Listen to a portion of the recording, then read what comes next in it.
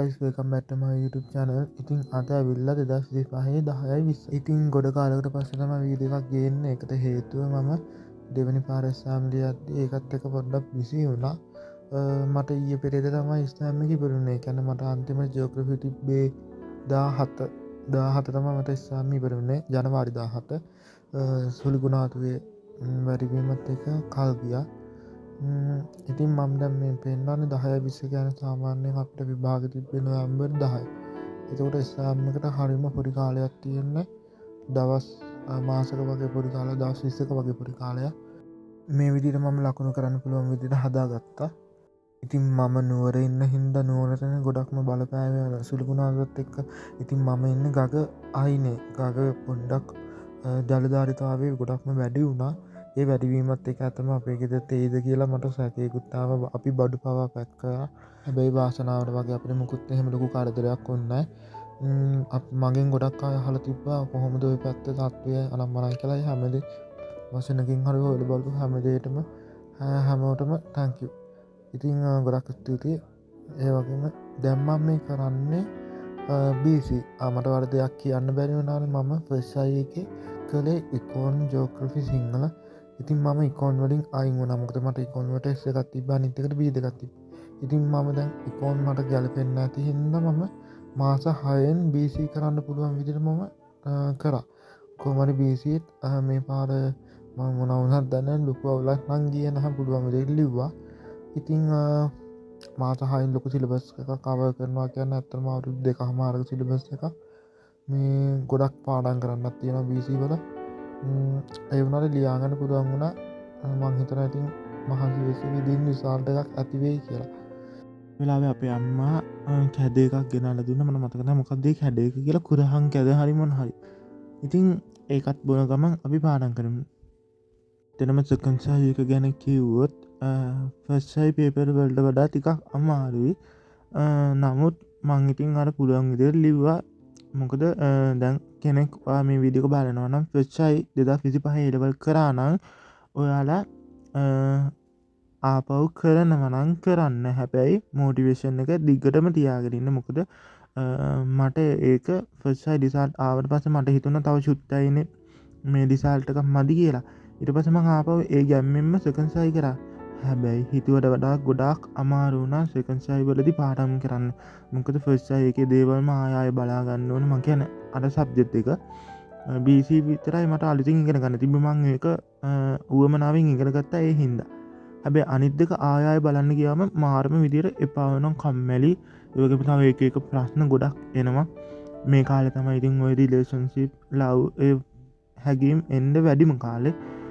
ඉතින් ඒ කාලේ කොහොම හරි හිත පාලනය කරන් එක්සෑම් එකට ફોකස් කරන්න.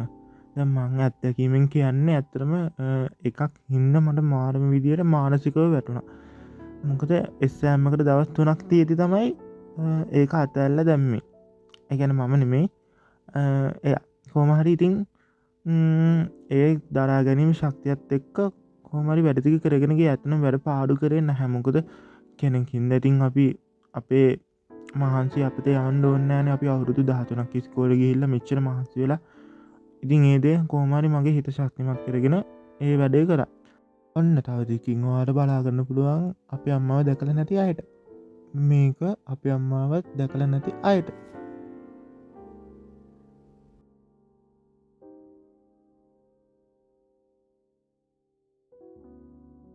සමහර අය මන් දන්නවා අහන්න පුළුවන් සෙකන්ඩ් සයි එක අවුල් ගියොත් ආය කරනවද කියලා.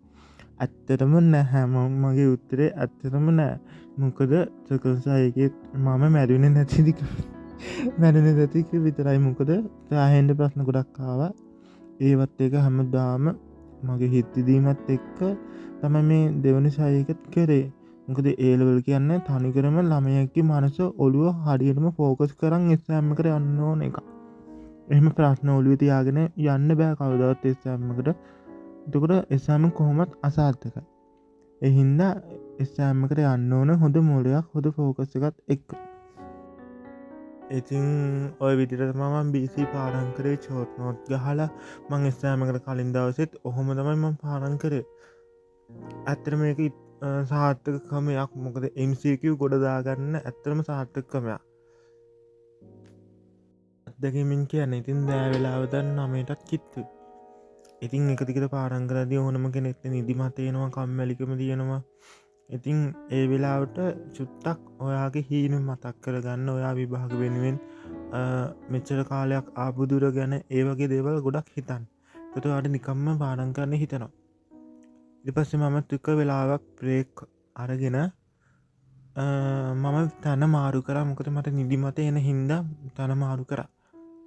ඉතින් මම වෙන සබ්ජෙක්ට් එකකට මාරුනා. ඒ තමයි සිංහල. ඉස්සෙල්ලා මම BC බලාගෙන හිටියේ. ඉතින් ඒතික වීඩියෝ කරන්න බැරුණා. මොකද මගේ ෆෝන් එකෙන් වීඩියෝ බලන හින්දා, ඒ කියන්නේ පාඩමට අදාළ වීඩියෝ බලන හින්දා මට ඒ පාඩම් කරපු විදිහ වීඩියෝ කරන්න බැරුණා. කොහොම හරි දැන් වෙලාව 10යි ඉවරයි කිව්වට තාම ඉවර නෑ. තව ටිකක් කරලා තමයි නිදාගන්න හිතාගෙන ඉන්නේ. ඉතින් ඇත්තටම සාමාන්‍ය මම 9න් පස්සේ වගේ ගොඩක් මට නිදිමත එනවා. ඒ කාලේ මම හුරු වෙලා හිටියේ 9ට නිදාගෙන පාන්දර 3-4ට නැගිටින්න කියලා. හැබැයි දැන් ඉතින් එහෙම කරන්න බැරි හින්දා මම පාන්දර 4ට නැගිටින්නේ නැති නිසා ඒක කරන්න අමාරු වැඩක් හින්දා මම දැයට පාඩම් කරන්න දාගත්තා. සමහර දවස්වල මම පාන්දර 3-4 වෙනකම් පාඩම් කරලා තියෙනවා අපේ යාළුවොත් එක්ක වීඩියෝ කෝල් කරලා. ඉතින් මම දැන් වීඩියෝ එකක් බැලුවා. මොකද නිදිමත එන හින්දාත් එක වීඩියෝ එකක් බලලා රෙකෝඩින් එකක් බැලුවා ක්ලාස් එකේ. දැන් වෙලාව 11:17යි මේ වෙලාවෙ. ඉතින් ආය 9ට නිදාගන්න කෙනෙක් මේ වෙලාව කියන්නේ ඉතින් හරිම නිදිමතයි, කම්මැලිකමයි. ඇත්තටම ඒල්වල වලදී මට සෙකන්ඩ් සයිවල පාඩම් කරන්න උදව් වුණේ මට අක්කලා දෙන්නෙක් හිටියා. ඒ වීඩියෝ කෝල් වලින් පාඩම් කරපු. ඉතින් ඒ අක්කලත් එක්ක තමයි මම පාඩම් කරේ. ඉතින් එයාලා හින්දා තමයි ඇත්තටම මට පාඩම් කරගන්න පුළුවන් වුණේ. නැත්නම් මට තනියම පාඩම් කරගන්න අමාරුයි ගොඩක් දුරට. මේ තියෙන පහු වෙන්න උදේ. ඉතින් දැන් ඒ වෙලාව 7:02. ඉතින් මං ආපහු BC ඊයේ බලාගත්ත නෝට් ටික පාඩම් කරගන්නවා. ආපහු ඒ ටික බලා ගන්නවා. මොකද ගොඩක් වෙලාවට අපිට ඒවා අමතක වෙලා තියෙන්න පුළුවන්. විභාගට යන්න කලින් අනිවාර්යෙන්ම පාඩමක් ආය බල පාඩම් කරන්න. එතකොට මතකය රැඳෙනවා වැඩි. ඇත්තටම මං MCQ ගොඩ දාගන්න ඕන අරමුණින් තමයි මේ පාඩම් කරගන්න. ගොඩක් වෙලාවට දර්ශනා ප්‍රශ්න වලට අපිට වෙනම පොතක් තියෙනවා, CR පොතක්. ඒකෙන් සර් ප්‍රශ්න දෙනවා. ඒ ප්‍රශ්න උත්තර තමයි මම පාඩම් කරගන්නේ. මේක මම දැන් කරන්නේ MCQ වලට පාඩම් කරන එක. ඒ වගේම තව දෙයක් කියන්න ඕනේ. මට ඔයාලගෙන් පොඩි උදව්වක් ඕනේ. ඒ තමයි ඔයාලට ඕනේ මොන වීඩියෝස්ද? ඒ කියන්නේ night study vlogද, morning study vlogද, මොනවද? ඒ වගේ study challenge අන්න ඒ වගේ මොන හරි තියෙන ඒවා ඕනේ ඒවා තියෙනවා නම් අනිවාර්යෙන්ම කමෙන්ට් එකක් දාන්න. මම ඒකට වැඩිම ලයික් තියෙන එක තෝරලා මම ඒකෙන් වීඩියෝ එකක් කියන්නම්. ඒ වගේම තව දෙයක් කියන්න ඕනේ. අපේ WhatsApp group එකක් තියෙනවා. පාඩම් කරන අයට join වෙන්න පුළුවන්. ඔයාලට ඔයාලගේ යාළුවොත් එක්ක එකතු වෙලා පාඩම් කරන්න පුළුවන්. පොඩි මොටිවේෂන් එකක් මේකෙන් ගන්නත් පුළුවන්. ඉතින් කැමති අය ඉන්නවා නම් මේකට join වෙලා බලන්න.